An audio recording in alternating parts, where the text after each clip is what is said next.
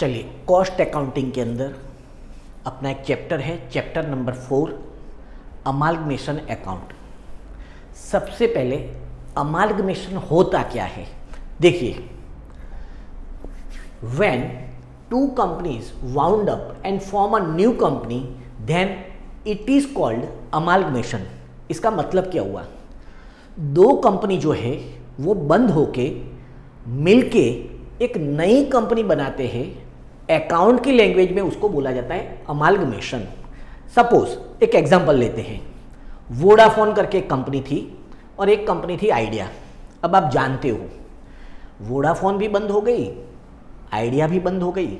ये दोनों कंपनियां बंद होके एक नई कंपनी बनाते हैं, वोडाफोन आइडिया।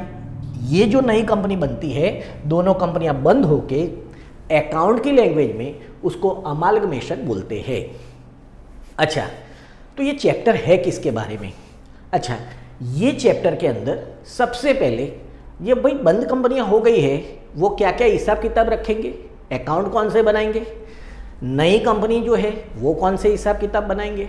अच्छा, जो नई कंपनी जो है वो और ये पुरानी कंपनी जो हिसाब किताब बनाती है उसके बारे में ये चैप्टर है।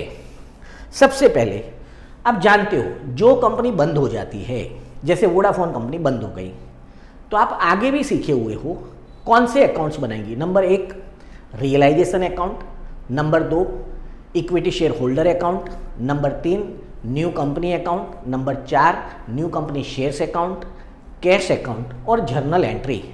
ये बंद हो गई है वो बनाएंगे। रियलाइजेशन का मतलब क्या, अब कंपनी बंद हो गई है, रियल में कितना पैसा आएगा उसके बारे में है। तो चलिए देख लेते हैं।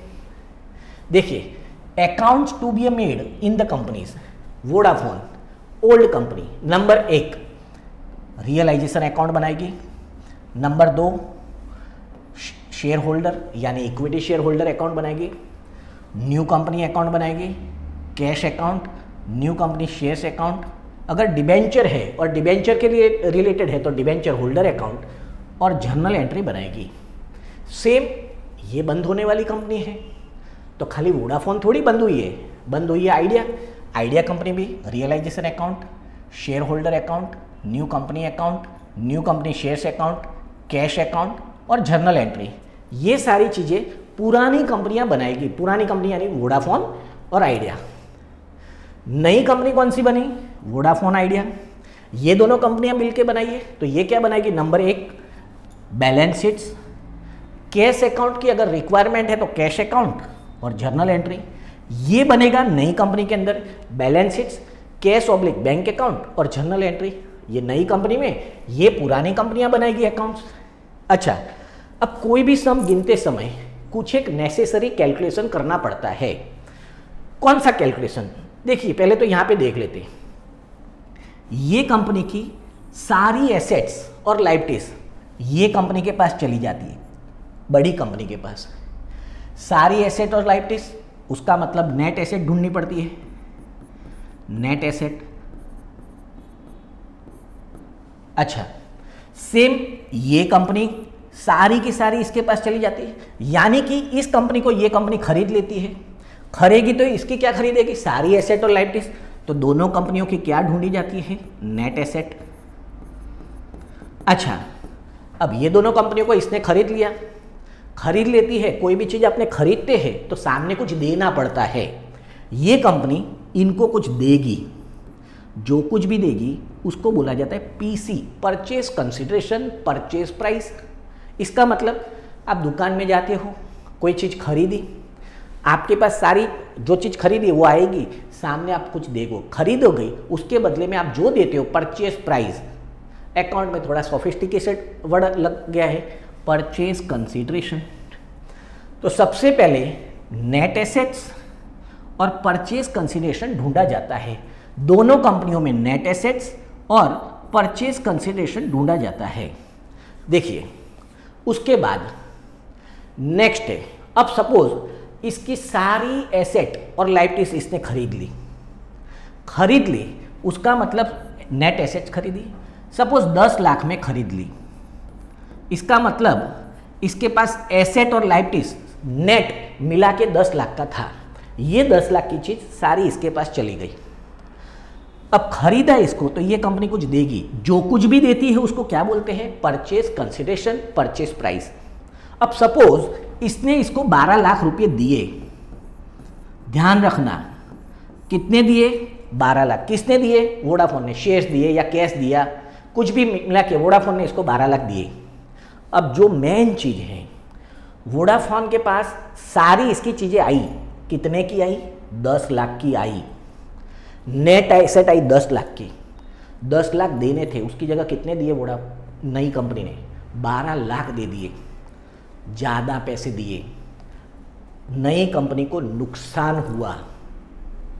अकाउंट की लैंग्वेज में उसका एक नाम दे दिया है, गुडविल। इसका मतलब इस नई कंपनी ने इसको रेप्यूटेशन का पैसा दिया। फॉर्मूला क्या बनेगा, परचेज कंसिडरेशन 12 लाख दिया minus net assets, it's called a goodwill. तो गुडविल का फॉर्मूला हो गया purchase consideration minus net assets. अब इसकी बात कर लेते हैं। अच्छा, आइडिया कंपनी की मान लो सारी एसेट और लाइबिलिटीज सब मिला के इसने खरीद लिया, टोटल 50 लाख का था। ये कंपनी ने इसको सिर्फ 30 लाख रुपए दिए, देखिए 30 लाख ही दिए हैं। अब इसके पास से सारी बिल्डिंग, फर्नीचर, मशीनरी सब मिला के 50 लाख का आया। अब इस कंपनी को इसको देना 50 लाख था, पर दिया कितना, 30 लाख ही दिया।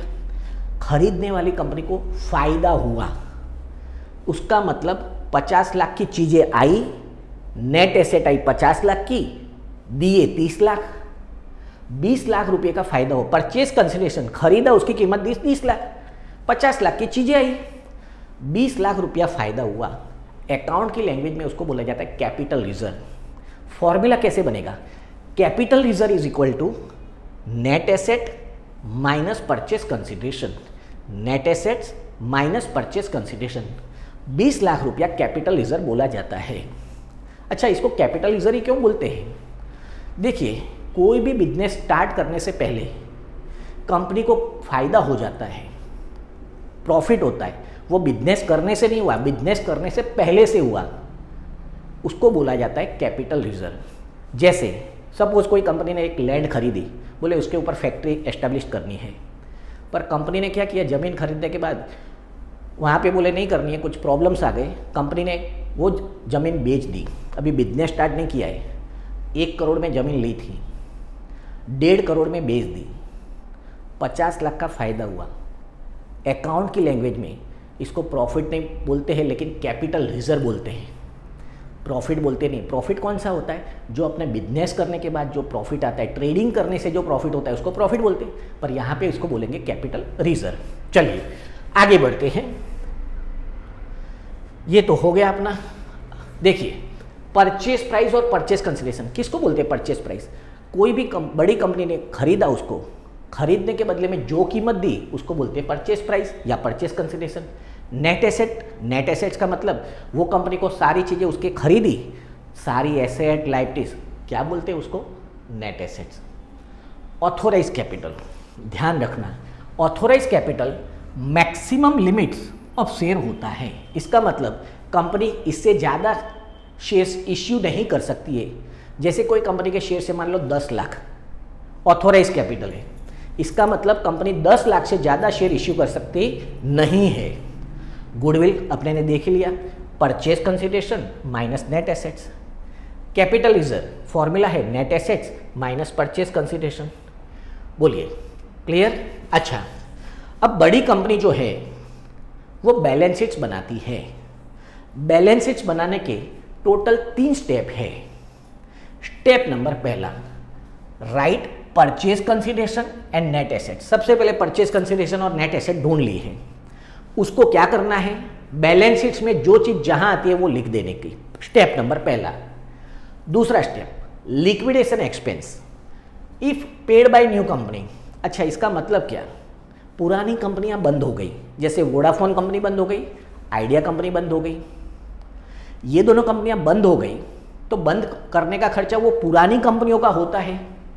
बट नई कंपनी, वीआई कंपनी जो खर्च करती है, देखिए if paid by new company, अगर नई कंपनी करती है खर्चा कंपनी बंद करने का, तो नई कंपनी के पास से वीआई कंपनी के पास से पैसा जाएगा तो कैश अकाउंट में कहाँ गोज आउट, क्रेडिट करेगी।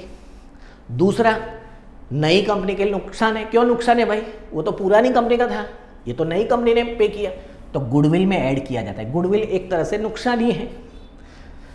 दूसरा स्टेप। तीसरा स्टेप, सब में अगर लिखा है remaining share issue in a public, ऐसा लिखा है तो सबसे पहले रिमेनिंग शेयर्स ढूंढे जाते हैं। रिमेनिंग शेयर्स यानी कैसे? ऑथोराइज कैपिटल लिखने की सबसे पहले।